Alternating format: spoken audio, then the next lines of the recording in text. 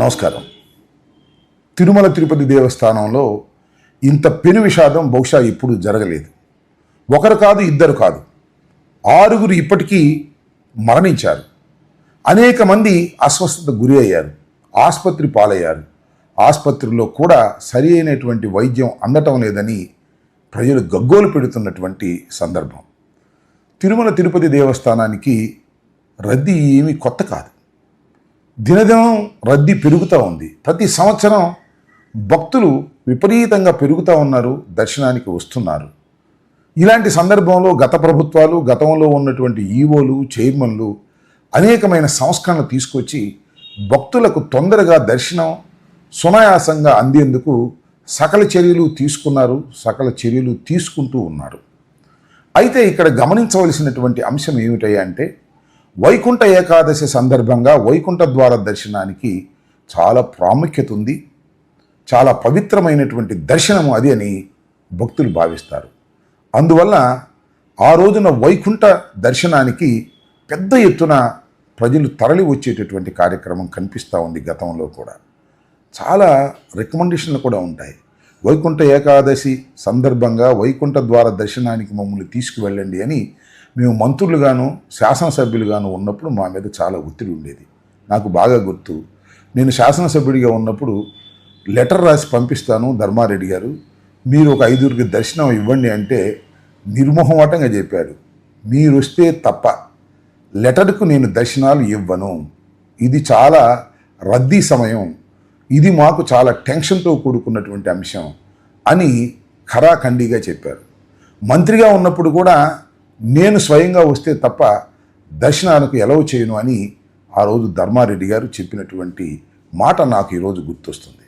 నిజంగా వైకుంఠ ఏకాదశి సందర్భంగా జరిగేటటువంటి దర్శనాల సందర్భంగా ఈవోకి కానీ జేఈఓకి కానీ అక్కడ ఉన్నటువంటి స్టాఫ్కి కానీ చాలా ఒత్తిడి ఉంటుంది, చాలా ఇబ్బంది పాలయ్యేటటువంటి పరిస్థితి ఉన్నప్పటికీ కూడా చాలా స్ట్రిక్ట్గా వ్యవహరిస్తే తప్ప దాని నుంచి వారు బయటకు రాలేరు. ఇది వాస్తవంగా ఉన్నటువంటి పరిస్థితి. మరి ఈరోజు ఎప్పుడూ జరగని సంఘటన, ఎప్పుడూ ఒత్తిడి లేనటువంటి పరిస్థితులు, ఎప్పుడూ తొక్కిసలాట జరగని పరిస్థితులు, మరి వాళ్ళు ఎందుకు జరిగాయి? దీనికి బాధ్యులెవరు? 6 నిండు ప్రాణాలు గాలిలో కలిసిపోయాయి. వైకుంఠ ఏకాదశి సందర్భంగా దర్శనం చేసుకోవాలని వచ్చినటువంటి భక్తులు సరాసరి వైకుంఠానికే వెళ్ళిపోయినటువంటి దుర్ఘటన నిజంగా చాలా బాధిస్తుంది. అది కూడా పవిత్రమైన స్థలంలో. తిరుమల తిరుపతి దేవస్థానం అనేది మన ఆంధ్రప్రదేశ్లో ఉండటం అనేది మనకు చాలా గర్వకారణం, మన అదృష్టంగా మనం భావిస్తూ ఉన్నాం. దాన్ని చాలా పవిత్రమైనటువంటి ప్రాంతంగా, పవిత్రమైనటువంటి స్థలంగా మనం అందరం భావిస్తాం. దాన్ని అలాగే చూసుకుంటూ వచ్చారు గత ప్రభుత్వాలు కూడా. మరి ఈరోజు ఎందుకు ఈ రకమైనటువంటి దుర్ఘటన జరిగింది అంటే దీనికి బాధ్యులు ఎవరు? దీనికి ప్రభుత్వం వైఫల్యం కాదా? దీనికి టీటీడీ బోర్డు బాధ్యత వహించవలసినటువంటి అవసరం లేదా అనేది ఇక్కడ ప్రశ్న. నేను ఒక విషయాన్ని ఇక్కడ గుర్తు చేస్తాను.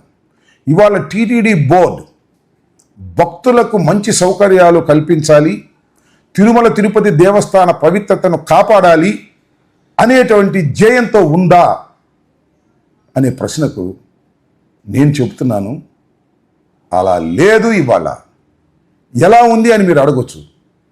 ఎలా ఉందంటే, కక్ష సాధించటానికి తిరుపతిని కేంద్రంగా చేసుకోవాలి అనేటువంటి ఉద్దేశంతో ఇవాళ ఈ ప్రభుత్వం నడుస్తున్నది. పాలన మీద దృష్టి పెట్టలేదు. ఒక విషయాన్ని చెప్తానండి, బిఆర్ నాయుడు గారిని చైర్మన్గా వేశారు. ఏ క్వాలిఫికేషన్ మీద వేశారు? ఎస్, ఆయనకున్న క్వాలిఫికేషన్ ఒక్కటే. TV5 అధినేత చంద్రబాబు నాయుడు గారు అపోజిషన్లో ఉన్నప్పుడు జగన్మోహన్ రెడ్డి గారి మీద దుమ్మెత్తి పోయటానికి అభూత కల్పనలు, కల్పిత స్టోరీలు వేసి జగన్మోహన్ రెడ్డి గారిని అప్రతిష్ట పాలు చేయడానికి కృషి చేసి చంద్రబాబు నాయుడు గారు అధికారంలోకి రావడానికి ఒక మెట్టు సహాయపడ్డాడని కేవలం అదే ఉద్దేశంతో బిఆర్ నాయుడు గారిని మీరు చైర్మన్గా వేశారు తప్ప ఆయన ఉన్న తిరుమల తిరుపతి దేవస్థానపు యొక్క పవిత్రతను కాపాడతాడని వారిని నియమించారని అడుగుతా ఉన్నా. మొన్న ఆయన ఇంటర్వ్యూలో చెప్పాడు, ఏమని, నేను అసలు తెలుగుదేశం ప్రభుత్వం అధికారంలో లేనప్పుడు ఈ 5 సంవత్సరాల కాలంలో ఒక్కరోజు కూడా తిరుపతికి నేను రాలేదు అని. అంటే దాని అర్థం ఏమిటి? తిరుమల తిరుపతి దేవస్థానం వెంకటేశ్వర స్వామి మీద భక్తి కన్నా తెలుగుదేశం మీద భక్తి, అదేవిధంగా వైఎస్ఆర్ కాంగ్రెస్ పార్టీ మీద కక్ష నాకు ఉన్నాయి. అందువల్లనే చంద్రబాబు నాయుడు గారు నాకు ఈ సీటుని ఇచ్చారు అనేది ఆయనే చాలా స్పష్టంగా చెప్పారు. ఇంకపోతే ఈఓ జేఈఓలు, అక్కడ ఉన్నటువంటి ఎస్పీలు, వారి నియామకాలు ఎలా జరిగాయి, వారు ఏం చేస్తున్నారు? కేవలం ఒక ఆధ్యాత్మిక కేంద్రాన్ని, ఒక పవిత్రమైనటువంటి కేంద్రాన్ని కక్షలు సాధించటానికి ఉపయోగించుకోవాలనేటువంటి దృక్పథంతోనే వారు నిరంతరం చంద్రబాబు నాయుడు గారి ఆదేశాల మేరకు పనిచేస్తున్నారనేది చాలా స్పష్టంగా మనకు అర్థమవుతుంది. నేను ఇవాళ మీరు అనుకోవచ్చు ఇవన్నీ రాజకీయాలు మాట్లాడుతున్నారు, ఒక పక్కన 6 మరణించినటువంటి సందర్భంలో అనే మాట.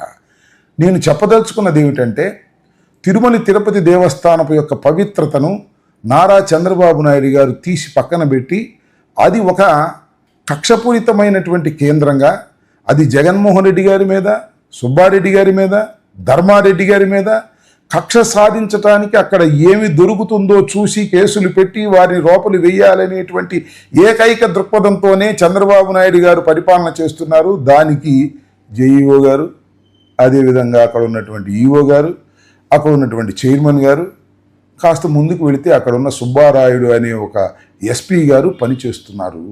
మొత్తం టోటల్గా పాలనని పక్కన పెట్టి కక్షపూరితమైన వాతావరణాన్ని క్రియేట్ చేయటం వల్లనే ఇవాళ ఈ సంఘటన జరగడానికి ఒకానొక కారణమని ఈ సందర్భంగా నేను చెప్పదలుచుకున్నాను. అంతేకాదు ఇంకొక విషయం, నాకు శ్రీనివాసరాజు గారిని తెలుగుదేశం ప్రభుత్వంలో జేఈఓగా పనిచేశారు. ఆయన స్టేట్మెంట్ నేను చూశాను. ఏమన్నారంటే వైకుంఠ ఏకాదశి సందర్భంగా దర్శనాలు కావాలి అంటే ఖచ్చితంగా మీరు పాసులు తీసుకుని వస్తే తప్ప, ఎక్కడైతే ఈ పాసులు జారీ చేస్తున్నారో ఆ పాసులు తీసుకుని వచ్చి క్యూలో నిలబడితే తప్ప వైకుంఠ దర్శనం మీకు దక్కదు అనేటువంటి ఒక కొత్త ఆలోచనని వారు ఇవాళ ప్రచారం చేశారు. జనరల్గా ఏం జరుగుతుందంటే క్యూలో నిలబడ్డ వారందరికీ కూడా వైకుంఠ దర్శనం కూడా చేస్తారు. ఆ రోజు కూడా దర్శనం ఉంటుంది పూర్వం. కానీ కొత్తగా వచ్చినటువంటి ఈ పాలక మండలి అసలు అలా కుదరదు, మీరు టోకెన్స్ తీసుకోవాల్సిందే అన్నప్పుడే 1,20,000 టోకెన్లు వారు ఇష్యూ చేయడానికి సిద్ధపడ్డప్పుడు టోకెన్ల దగ్గర జరిగినటువంటి ఒత్తిడి.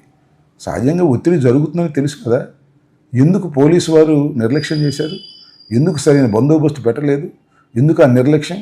ఖచ్చితంగా ఇవాళ ఒక పవిత్రమైనటువంటి దేవాలయం దగ్గర ఇలాంటి ఘోరం జరగటానికి ప్రభుత్వ నిర్లక్ష్యమే కారణం తప్ప మరొకటి కాదు అనేది క్లియర్గా అర్థమవుతుంది. సరే, చంద్రబాబు నాయుడు గారు స్టేట్మెంట్లు ఇచ్చారు. అదే ఏమిటి అన్యాయం, ఏమిటి అక్రమం? ఆయన ఒక కొత్త టైప్లో వ్యవహరిస్తూ ఉంటారు. ఇలాంటి సంఘటన జరిగినప్పుడు వెంటనే ఫోన్ చేసి అధికారులని ఆయన దూషిస్తారు, అధికారుల మీద అరుస్తారు, చైర్మన్ గారి మీద అరుస్తారు, ఈఓ మీద అరుస్తారు, ఎస్పీ మీద అరుస్తారు. అరిసి అది ఈనాడులోనూ ఆంధ్రజ్యోతిలోనూ చంద్రబాబు నాయుడు గారి ఉగ్ర రూపం చూపించాడు అనేటువంటి ఒక స్టోరీ నడుపుతారు. దాంతో చంద్రబాబు నాయుడు గారు చాలా బాగా చేస్తున్నారు అనేటువంటి భ్రమ కలిగిస్తారు. నేను మనవి చేస్తున్నా, వీరందరినీ కావాలని మీరు నియమించుకున్నారు. ఆ కావాలని నియమించుకున్న వారి అసమర్థత మీ అసమర్థత కాదా అని నేను అడుగుతా ఉన్నా. అదేవిధంగా లోకేష్ గారు కూడా ట్వీట్ చేశారు, చాలా అన్యాయం, చాలా అక్రమని. ఈ అన్యాయానికి, అక్రమానికి చంద్రబాబు నాయుడు గారి పరిపాలన అసమర్థత, చంద్రబాబు నాయుడు గారు నియమించినటువంటి వ్యక్తులు పరిపాలన గాలి కొదిలేసి అందరి మీద కక్ష తీర్చుకోవాలని చేసేటటువంటి ప్రయత్నం వలనే ఇలాంటి సంఘటన జరిగిందని నేను చాలా స్పష్టంగా అభిప్రాయపడుతున్నాను. ఇప్పుడే అన్ని విషయాలు మాట్లాడే అనవసరంగానే రాబోయే కాలంలో చాలా విషయాలు తిరుమల తిరుపతి దేవస్థానం గురించి మాట్లాడదాం. ఏది ఏమైనా తక్షణమే విచారణ జరిపి ఇమీడియట్గా యాక్షన్ తీసుకోకపోతే కేవలం స్టేట్మెంట్లకి, చంద్రబాబు నాయుడు గారి అరుపులకి పరిమితమైపోతే రాబోయే కాలంలో చాలా ప్రమాదాలు కొండ మీద కొండ దిగున జరుగుతాయి.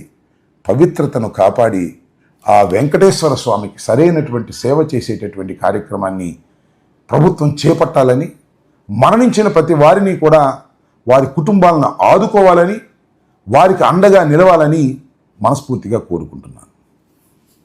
ధన్యవాదాలు. హిట్ టీవీ యాప్, ఇందులో short news, live news, entertainment shows, movies, digital magazines తో పాటు మీ జిల్లా వార్తలను కూడా ఫ్రీగా చూడొచ్చు. అంతేకాదు కేజీ నుంచి పీజీ వరకు విద్యార్థులకు స్కాలర్షిప్ కూడా అందిస్తున్నాం. ప్రతి వారం 10 మందికి లక్కీ డ్రా ద్వారా ఒక్కొక్కరికి 10,000 రూపాయలు అందిస్తున్నాం. ఇంకెందుకు ఆలస్యం, వెంటనే హిట్ టీవీ యాప్ ని డౌన్లోడ్ చేసుకుని ఫ్రీగా ఎంటర్టైన్మెంట్ పొందండి. Hit TV app. Hit TV app. Please download Hit TV app. Hit TV యాప్ని ఫ్రీగా డౌన్లోడ్ చేసుకొని ఎంజాయ్ చేయండి. మీకు నచ్చిన ఎంటర్టైన్మెంట్ కోసం హిట్ టీవీ యాప్ ని ఫ్రీగా డౌన్లోడ్ చేసుకుని ఎంజాయ్ చేయండి. హిట్ టీవీ యాప్ని డౌన్లోడ్ చేసుకుని ఆస్వాదించండి, ఆశీర్వదించండి. ఇంతమంది సెలబ్రిటీలు హిట్ టీవీ యాప్ ని డౌన్లోడ్ చేసుకోండి అని చెప్తున్నారంటే ఎంత మంచి యాప్ ఆలోచించండి. అమెరికా అమెరికా అమెరికా అమెరికాలో చదవాలనుకునే వాళ్ళకి విశ్వసనీయమైన పేరు మన శౌర్య consultancy. UK Law 1 Year Masters. UK Law 1 Year Masters. 2 years work permit up to 5 years visa. Contact Saurya Consultancy. Contact 89851 89851.